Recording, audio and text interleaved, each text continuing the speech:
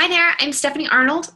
I am continuing on with part 2 of my interview with myself. I just rambled on and on in video number 1 with my story, where I come from, who I am, kind of thing. And I made that a separate video because it was actually a really long response, and I don't want this to be I'd rather have this broken up into pieces. So I'm walking through several questions on questions to ask yourself, or to have someone on our team ask you, to just kind of know your story, know who you are, and so you know what to post about on Facebook. Because so many times as a coach we get lost. We don't know what to post about, so we just post pictures of working out and shakes and meals and stuff like that, but that's really not going to connect to your audience. Anybody can do that, but they're following you because they want to know you. They want to know who you are and about you, and see if they relate to you. So sharing your story is how you're going to do that. So I just spent, I don't know, it's still uploading, so I don't know how long that video is, but I'm sure it's a long time explaining my first question here. So what is your story? And I shared that. I started from, I think, 6th or 7th grade and flew by to today. So I covered a lot of ground in that, but I'm excited because I'm going to get that transcribed so I can use pieces of that to post on Facebook. And so I encourage you to do the same. So so we're going to move on to question number 2. What is the theme of your story? Have you been repressing your passion? Have you experienced lots of ill health and disease? Have you struggled physically, emotionally, or financially? Have your relationships failed to feel like you really want? And are you ready to start telling the new story about what you really want and deserve? That's a really long question. That's a lot of questions in one. But okay, so what's the theme of my story? The theme of my story is that I spent the first chunk of my life blaming other people for my problems, specifically my parents. I blamed, I guess. So I guess that would be the theme of my story, is from blaming others to accepting responsibility and taking action to combat that and get myself out of my mess. I wanted to be rescued in my story, but it turned out that my rescuer was a combination of my Savior, Jesus Christ, and me. I was expecting and looking to men and my dad and guys that I was dating to rescue me, and they didn't. They all let me down. And so I wanted to be rescued. I was a damsel and I was in distress, and I wanted to be rescued. And when I stopped waiting for someone else to rescue me and decided to rescue myself, that's really when my life started. So I really feel like my life started at like age 19, when I decided I was done being an idiot and ready to grow and become the woman that I wanted to be. I keep knocking the table. I'm sorry. My legs are getting so numb. So that's the theme of my story. I wanted it to be a rescue story, but it's really a story of me rescuing myself. Have I experienced a lot of ill health and disease? In the last year, I'll go back a little bit further. Since age 16, I've experienced migraines that have progressively gotten worse over the course of, 15 years, 14 years? They just continue to get worse. In the last year and 2 years, I've worked really hard to start eliminating them per my diet choices and chemicals and toxins, and improving my environment. And I've seen drastic improvements, but I do still get them. So that's something that's been plaguing me for a long time. When I first got them, I remember in college when I would get them, I would spend days on my bathroom floor. I would drink Coke because they say caffeine is supposed to help headaches. I would drink Coca-Cola, and I would pop Excedrin migraine like it was my job. And I would cry on my bathroom floor, and I would throw up, and I would get nauseous, and I would get dizzy, and I would see spots, and my eyes would hurt from the light, and I would just hide in my bathroom on the floor, curled up in a ball with a blanket. for days.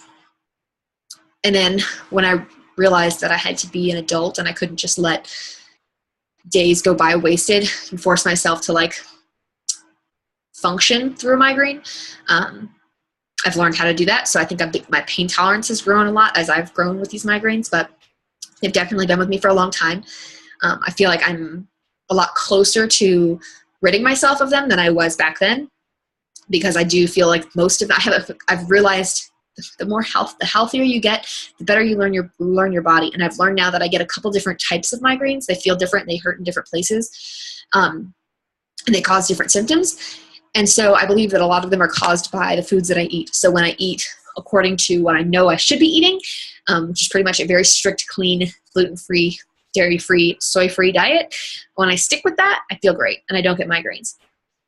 So it's when I slack off and I eat crap or candy or gluten or other stuff that I shouldn't, pretty much sugar, that's when they come back at me. So they do plague me. They don't go away. If I don't eat clean, I pay the price. So I've had those for a long time. And then I was just diagnosed in the last year and a half with Hashimoto's thyroiditis, which was causing hyperthyroidism in me. And I'm not going to go into details of that here, but that is something, it's kind of genetic, kind of experience related. It's not really, you can't really tell exactly where it comes from. It's a combination of factors where you get it. But once you have it, you have it for life. So pretty much now for the rest of my life, I have to eat gluten-free, because when I eat gluten, it causes my body to attack itself, which my body's choosing to attack its thyroid. And the more that it attacks my thyroid, my neck gets inflamed, and it causes me extreme exhaustion, my hair to fall out, lack of focus, lack of ambition, depression, anxiety, and countless other symptoms. And medication for the rest of my life. So anyhow, I'm working to fix that, but I have, again, it's dietary related. I have to work on a really strict diet to be able to make it happen and feel good and not have to experience those symptoms. Have I struggled physically, emotionally, or financially? Yeah, so I told you in college, I was flush with cash with my choice of career during college.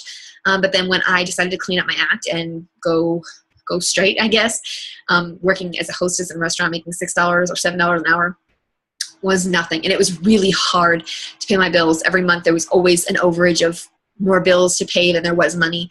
And God came through for me. My parents came through for me. Different things would happen randomly, or I would be gifted a sum of money for no good reason or something like that. And so I've definitely had nothing. Didn't have 2 pennies to rub together. And since then, Ryan and I both work really hard to earn an income for our household. Ryan is still the primary income earner for our household, but my goal in the next year is to flip-flop that, because I don't want him to work anymore. I want him to come home and help me with our business and help me raise our kids. We have 1 right now, but I want more. He wants more too. So we want him home. So we do live on a tight budget now. We always live on less than we make intentionally, because we were trying to plan for the future. And we want to be able to live off less so we can retire him and not be a total cut when that happens and hurt really bad. Sorry. So that's the theme of my story. That's how I've struggled financially, for sure. Right now, we're not living paycheck to paycheck, but we definitely want to be more financially sound than we are now. I don't think anybody's satisfied where they're at. So my next question. So what are your identification factors? In other words, what challenges and breakthroughs do you want to help your leads, your new team members, focus on and overcome within themselves? And how can you use your problems or identification factors as a way to emotionally connect with new potential team members? So for me, my identification factors is I was a damsel in distress. I wanted somebody to rescue me. I know countless women that are doing that right now. Words that describe myself.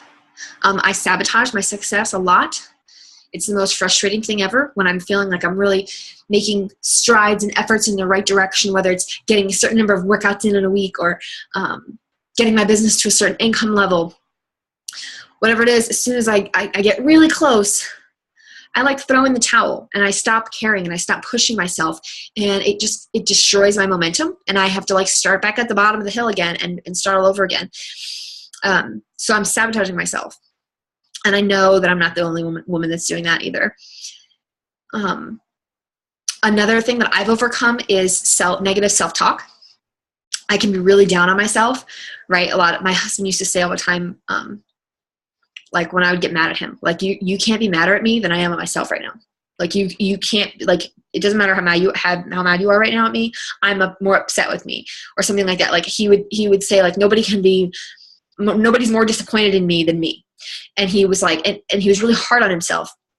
And I didn't understand that because I never said it out loud, but that's exactly how I am. I have this standard, which is not realistic, of like what my perfect day looks like. Right? And I've scheduled it out several times, and I have never once ever had that perfect day. Some days I screw it up by noon, some days by 9, some days I will be doing great until 10 o'clock at night, and I'll do something and ruin my perfect day.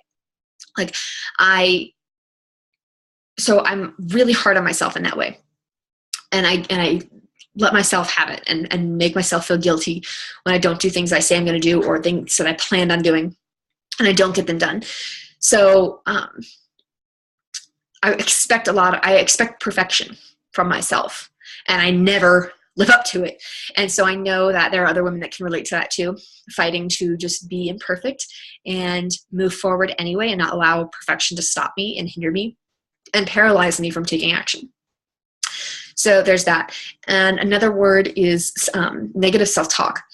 Because I expect perfection, I talk down to myself, and I get disappointed in myself. And so when I first got started as a coach and learned about self-talk and how I was negative and didn't realize that I was being negative to myself, I wrote down 3 words, and I wrote them down and put them on my fridge, on my mirror, on my laptop, on my desk, everywhere. And it said, I am confident, I am disciplined, and I am sexy. And I spent several months, every time I would see that Post-it note, I would read it out loud. Eventually on some of them, I like wrote curse words underneath because I was like yelling at myself. I was adding exclamation points and adding, yeah, you are, and stuff like that to bring home the point. And I watched myself become confident. Right? I'm not scared anymore. I'm not really afraid of what people think of me anymore. I'm me. I'm not perfect by any means. I will never be perfect. And I have a lot of flaws that I still have to work through, but I've overcome a lot, and I am confident in my story. And I know that God let me experience what I have to share it with the world, because there is somebody that I can help that's in that situation, that can relate to who I am, who I was, and can get help from me through that. So I have so much confidence now. I'm not afraid to be in front of the computer right now with a little bit of yesterday's makeup and my hair looking like a top knot bun here mess. I'm not afraid of this. I'm not intimidated. I don't care what other people think of me, because I'm being me. This is me. This is me, real life. I worked out twice this morning. My kid just went down for a nap, and now it's time to work. And I will take a shower, but I needed to get this video done first. So this is what you get. So I think those are kind of my identifying factors. So I'm going to keep moving on through these questions. Number 4, why are you passionate about health and fitness? Was it always important to you? And why did you pick Beachbody? Fitness was not important to me. I've always been skinny fat. Like I've never felt comfortable in my skin, but I've always been tall and lean, not lean. Lean is not the word. Tall and thin. Never lean because I didn't work out or eat clean. I ate crap all the time, and I felt like crap all the time. I ate whatever I wanted because when I would eat healthy, I didn't enjoy it, and I didn't really see any difference because I was already skinny, right? I felt stupid working out because I didn't know how to. So I had a gym membership. I would go to the gym, and I'm a dancer. That's all I've ever done, dancing and cheerleading. And so I know how to do ab workouts because that's what we would always do. We always worked on our core as dancers and cheerleaders, and I knew how to stretch. So every time I would go to the gym, that's literally what I do. Maybe I'd go on the elliptical or the cardio machine. What is it? The treadmill. That's how much I hate those things. And I would spend my time, literally I'd go to the gym for an hour and a half and spend it on a mat in the corner stretching. Like that was my workout. So like I didn't really know what fitness was. It wasn't important to me. And really, and neither was healthy eating. It became important to me when I was pregnant and I wanted to make a change because I knew that the food that I was eating was creating a baby. And so when I was eating that D-grade meat at Taco Bell and not with covered in nacho cheese sauce, that's what was being turned into the nutrients that were feeding my baby. And it like broke my heart and pissed me off at the same time and gave me all of the motivation I needed to stop eating that way. And so the reason I picked Beachbody was because there was somebody in my life that I trusted that said, try this with me and let's see if it works. And so I followed the meal plan that they gave me, the shopping list. I drank Shakeology every day, and I really wasn't excited about the workout parts, but I knew they went together. So I said, okay, I'll do the workouts, and did the workouts too. And I fell in love. And why did I stay with Beachbody? Because it worked. It worked. Even after 30 days of working out, being 4 more weeks pregnant, I was seeing visible results in my body transforming from the workouts. And I was feeling the energy and the focus and the lack of cravings that I was experiencing for all that junk food because of what I was fueling my body with. After just a week, I was hooked, and I knew that these products worked, and I couldn't wait to share them with everyone else in my life. So that's why it wasn't important to me, and it is now. And now I want every woman to know how you feel amazing with these products, because it's not about the product. You could work out anywhere. You just have to do it. You know, when you sign up with me as your coach, you get somebody that's going to hold your hand, that's your gym buddy, that's your accountability partner, that's going to encourage you and motivate you to keep going, right? And to help you get those results.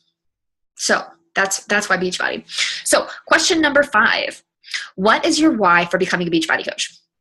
Everybody who becomes a coach needs to feel a genuine sense of purpose, a why for wanting to help other people. And without this why, it's infinitely more difficult to truly reach the top of the Beachbody mountain.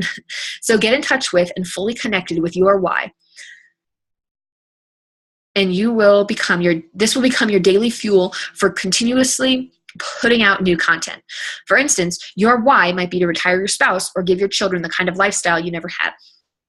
Okay, so my why did I become a Beachbody coach? I became a Beachbody coach because at that point in my life where I hit the ground at 19 and said, I'm done being an idiot, I'm done being stupid, and I'm ready to live my life the way that God wants me to live my life. Over that next few years of me soul searching and trying to figure out what that looked like, I felt very confidently that God laid 3 things on my heart. The first was that I was going to have the opportunity. I was going to be a stay-at-home mom. My mom worked 40 hours a week, sometimes 50 when I was a kid. And I was the first kid dropped off at school at like 7 a.m. for like 8 a.m. classes. And I was the last one picked up every day. You know, she'd come, I have to do the extended day program before school and after school. She'd pick me up at 5 or 6 o'clock on a weekday. That was my everyday. And it was embarrassing as a kid because I didn't understand that, like, my mom's at work, so she can't come get me. Like, I was embarrassed that my mom had a job, which is weird. But I felt as a kid, I felt neglected.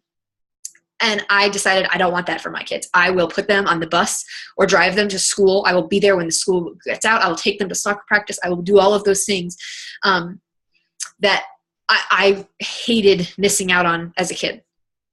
And disclaimer, I love my mom. She loves me, and she worked her butt off because at the time, in that time in our life, she had to work a full-time job. So I don't hold that against her. I'm not mad at her in any way. But from what I experienced, I want my kids to be different. So I decided that we would, me being a stay-at-home mom would mean that I would give up working. And so I wasn't going to have a full-time job or career at that point because I wanted to be stay-at-home with our kids. So there's that. So I knew I wanted to be a stay-at-home parent. The second one was that I wanted to do something that mattered. Like, I wanted to work for a church or be a missionary or find a way to do something that mattered, right? Up to that point, I had been a dancer, a shop girl, a restaurant hostess, and a server. Like, none of those things, and I was a maid for a while. And none of those things were doing anything for anyone long-term, right? I was feeding them. That's a need, but really, I was giving them drinks. Nobody needs alcohol. Okay, so no matter how much we like it and enjoy it, nobody needs it. So I struggle with that. And I said, I want to do something that matters. I want to make a difference in this world. So that was the second thing. The third thing that he put on my heart was that I would be an entrepreneur. And I really feel like this is kind of genetic because my dad's always had that restlessness of wanting to work for himself almost, and always wanting to he started several businesses, and I've always had that desire to do the same. So I knew that if I created my own business, I could do that at home. I could create a business model that worked at home, so I could be a stay-at-home mom. So I wanted to find out what that model was so I could get it started. So by the time we had kids, we had an income and we didn't have to live on the much lesser salary that I expected us to have. So when I became a Beachbody coach, I'm like, I signed up as a coach for the discount to get my PIO and my Shakeology and help out my sister so she could get her first rank advance.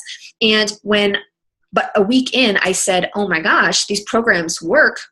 This completely changed how I feel in 7 days about myself, because I've cleared out all the crap and I'm replacing it with all these healthy foods. It clears up your mind and your brain and your spirit and your body. You feel good. You feel proud of yourself for accomplishing something, right? I hadn't felt proud of myself in years. And I was proud of myself for working out 7 days in a row and eating from a meal plan for 7 days. And I felt great about myself. And I knew I wanted other women to feel this way. And when I took a dive into looking into the Beachbody model, I realized very quickly that I could do this from home. This would be my very own business. I would be an entrepreneur. And I would be making a difference in people's lives. Like, what? It had everything that I wanted. And I had been spending so much of my married life trying to figure out what this was. I worked for our church for the longest time in a job that didn't really have any growth. Like, I got promoted until there was really no room to promote me anymore. And there wasn't going to be any growth there unless I decided I wanted to be a pastor and go back to school, and it really wasn't my thing. And so I was at a job that was stuck. I wasn't going to grow anymore there. But it wasn't fulfilling. I couldn't do that from home. So it was only I was making a difference. I felt good about what I did, but I wasn't working for myself. I wasn't working at home. And so I tried countless things. I started blogs. I started an Etsy shop. I started learning how to monetize blogs. I did all sorts of crazy stuff, and nothing stuck. And this was just like, oh my gosh, this has all three things that I want to do, that I know that God called me to do. So this is what I'm going to do. And so that's how I got started. That is why, because it fit into those three criteria. And as when you're a coach, you realize what you start for doesn't always turn out to be why you stay. And your why kind of evolves as you, like, the three vital behaviors we have every day is that we spend time in personal development and growing ourselves. So as you grow, your why grows with you. So today, my why has changed. In the beginning, I started because I wanted to be able to contribute some to our income, so I could, so we wouldn't have to live as tightly as we expected to when we knew we'd be living on one income, because it mattered to us for me to be home. We were willing to live on one income, but I was hoping, me having a business would provide a little bit extra. Well, now I've completely changed that 100%. My why now, I want to replace my husband's salary and then some, because I want him to quit his job. I want him to come home. I want him to help me with this business, which is what he wants. This isn't me putting this on him. We've talked about this. This is our dream together. But I'm going to retire him from his job. My goal right now is October of 2017, and I am pushing to get there. But I want him to retire from his job and come home. And then once I have extra help at home with my business and with Arrington, we want to have more kids. Right? I have this beautiful home picked out for us, right? It's going to cost a pretty penny. It is definitely my dream home, but I've been in it. I've seen it. I've taken photos in it. I can feel it. I can taste it. It's where we're going to live. It's in Colorado. It's 20 minutes up the road. It's got a mountain view. I can sit on my porch and sip my coffee and just enjoy the mountains. It's got this beautiful basement that's going to make an amazing gym. It's got rooms for all of our kids and for our parents to come visit and stay. It's got a huge, beautiful kitchen for all of our meal prep. It's got everything. It is my dream house. And that is what I'm working towards, for us to be able to live in that house buy that house on Beachbody income. So that's where we're at. And we want, like I said, we want to have several kids, which costs a lot of money. And I know that stops a lot of people from having more kids because of the expenses involved. And just even like the one expense I think about is travel. and how much more it costs to travel with your family when you have multiple children. And so that's something I don't want to be taken off of our plate. I don't want to be stuck in our house with 5 kids because we can't afford to take them anywhere. Like, I want to be able to put my kids on a plane and take them to Italy. I want to take them to Japan. I want to take them to Disney World. I want to take them to Europe and just explore our world, and so they can experience the culture. Like, I've only been out of our country a couple times. I haven't gotten to explore Europe yet, and I want to do that, and I want to take our kids with us. And so I'm so super passionate about that kind of stuff, and I want to be able to do that, and I want to be able to bless our family, right? My parents and my husband's parents have taken such good care of us, have helped us out financially when we've needed it, and I want to, as they're all in great healthy shape now, but as they get older, I want to be able to provide for them. I want to be able to help them. I don't want to have to choose if I want to send my kid to private school or if I want to help, my parents on their fixed income or something like that. Like, I want to be able to give to the people that matter to me and the people that have made a difference in my life. I want to be able to give back insanely. So that is where we're at. That is why I'm a Beachbody coach. That's why I started, why I started and where it's at now. Boom. There you go. Question number 6. Describe the opportunities that being a Beachbody coach has produced in your life that you would never have had the chance to experience otherwise. This is about revealing how your life has changed since joining Beachbody. And if you're new, talk about that. This is about revealing how your life has changed since joining Beachbody. Okay, so when I was in college, I shared in my first video that my parents cut me off because I wasn't willing to stop drinking and partying and dressing like a whore. And so they stopped paying my rent, and I needed to pay rent. So I got a job as an exotic dancer at a nightclub, which paid very well, and did that. And that's how I paid my bills. So there's that. I really wanted to be accepted and to have friends. And I really wanted to join a sorority because I thought that was like the top of the food chain for females in our school. But I could not join because the only way that I would afford to pay the dues to join a sorority was my job. And I knew I wouldn't be accepted into a sorority when they knew what my job was. So I was like in a stalemate. I couldn't apply. I knew they wouldn't let me in. I didn't want to be rejected. And I knew that some of the girls already knew. And so I knew that it was unlikely that I would get in. So I never even applied or recruit. I don't even know the words because I never even tried it. So I apologize if you're Greek and I'm insulting you, but I don't know how it goes. But I was afraid of rejection because I know not everybody that goes gets picked. And I knew that would be something that I would be gossiped about, and I knew would stop me from getting in. So I never applied. I wanted that sisterhood, right? I have friends today that I look on Facebook, and they're still hanging out and BFFs with their sorority sisters, right? And I love that sisterhood. I've always been jealous of that. In high school, I was the girl that hung out with all the guys, right? I wanted the girls to be jealous of me. So I had a couple close-knit girlfriends, and then the rest I hung out with guys because it was just easier, right? We all make the excuses, girls, like, oh, there's guys, there's just no drama. But really it's because you get all the attention when you're the only girl with a bunch of guys. And so it was super shallow, but that's who I was then. I'm not ashamed of it. That's my story. But let me refocus here. What opportunities? Okay, so I've never had that huge group of great girlfriends. I've got a couple in pockets here and there. And I always wanted to be in a sorority. Since joining Beachbody, I have had the most amazing sisterhood experience. Like I have, from our team, like I started as a new coach. I joined my sister's team, right? Because she was somebody that I trusted, and we started building together. So we both try to build our businesses together. And we have spent countless hours together, working all night long, working till the wee hours of the morning. We called each other cube mates for a while when we first got started because we'd be like on Zoom calls all day long, like hanging out while we were working. And it just felt like I had a good friend again. Like we got really close again. But as our team grew, I've experienced that with other coaches on our team. And then as our team has grown beyond that, I've made friends with other Beachbody coaches that are not affiliated with my team at all. And we help each other and we support each other. And I'm praying for some of these girls, and they're praying for me, and they're checking in on me like, hey, I know, like, I know work's great, but how's your personal life right now? How are things with you and Ryan? How's this? And they like check in on me and they love me. And we get together at events, right? I love getting our local events together. When we just went to Summit this year, I just got to meet some of my like online best friends for the first time. And it felt like we were just like friends forever. Like it felt like nothing like I'm like not meeting you for the first time. Like we've known each other forever. And so I finally gotten that sisterhood. And I think that is like one of my favorite pieces. The next is that something I wouldn't otherwise have produced in my life outside of being a coach. I told you that my journey started at age 19, which is way before. I wasn't a coach until I turned 28. So it was 9 years there. Yeah, 9 years there of me growing.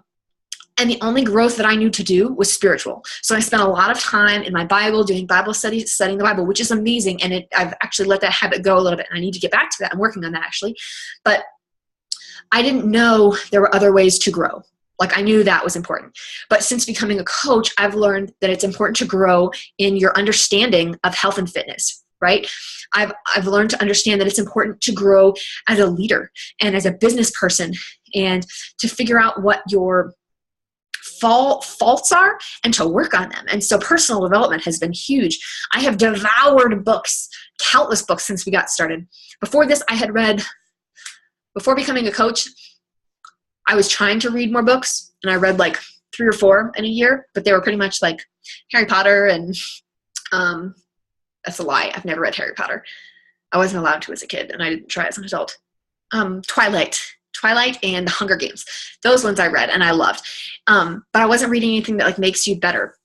And so my first year as a coach, I think I set a goal to read like 30 books and I killed it. Like I've done a lot of books. I read. And that's not something that was huge in my life before being a coach. So I'm super grateful for that because I've learned a lot. Some books that I've read, I really didn't take anything out of yet. But I know when I get to that stage of my life, I know that I have to have this book, that this is a great resource to use. Other books, I read an entire book and it was really only one paragraph that really did something for me. But that's okay because that paragraph rocked my world. And then there are other books that I've read that have like made me cry. Like not like when Edward leaves Bella cry, but like cry because they're speaking right to me, speaking about how I'm sabotaging myself and it's my own fault and I need to fix this. And I'm the only one that can fix it. And things like that. So I've learned personal development has been huge for me, learning that as a coach. And also, I got diagnosed with hypothyroidism and Hashimoto's thyroiditis about 6 months after becoming the coach. And if I was not already on the health journey that I was on, like I had already been living on a meal plan. And I knew what clean eating was, right? I've been teaching it to other people through free groups and stuff on Facebook at this point. I knew what clean eating was and I was doing it. But when I got diagnosed with Hashimoto's and learned, okay, now you need to go on this really strict diet, I wouldn't have had the smarts and the common sense to do the research when I got diagnosed. I would probably just have a pity party and decide, woe is me, I've got to deal with this for the rest of my life. And I would have stopped like so many other people do right there. But Beachbody had given me, I was already working on my confidence. I told you about those. I was confident was one of the things I wanted to be. And so I had the confidence to talk to the doctors at my appointments and ask questions and question their judgment and ask for second opinions and ask for resources for where I could get help and doing my own research and not just trusting what a doctor said, not to discredit doctors, but not just trusting what they said, but doing the research for myself to understand what's going on with my body, understand what the problem is and understand how to fix it. I wouldn't have had the courage to try that. And then I wouldn't have had the discipline to actually follow through with the diets because I have done in the last year since my diagnosis, I have done an insane amount of elimination diets where I have completely cut out gluten and dairy and soy and grains and legumes and alcohol and coffee. And I've cut out all of these things and soda. And like, I would not have been able to do that if I was not already on my health journey with Beachbody.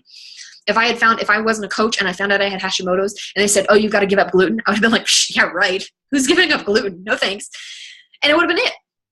And I would just deal with my disease and take medication for it and not deal with it. So I think that's something else that Beachbody's really helped me with and put me in a much better situation to be able to deal with, because I have the discipline and the confidence in myself to do the research and to do the work, put it in to see how I feel. And I've seen amazing results because of that. And I wouldn't have experienced this.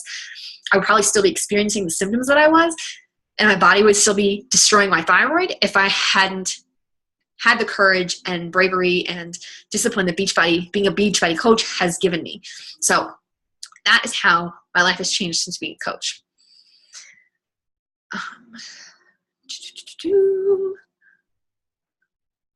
Let's cut this video off. Let's make a part 3, because I don't want these all to be super long. And I don't have a timer on this. I wish I did, to be able to see how long this has gone, but I don't. So I'm going to stop recording this one, and I'm going to go into a part 3 for our next questions. And I'm hope to finish off with just that last video. Okay, tune in for part 3.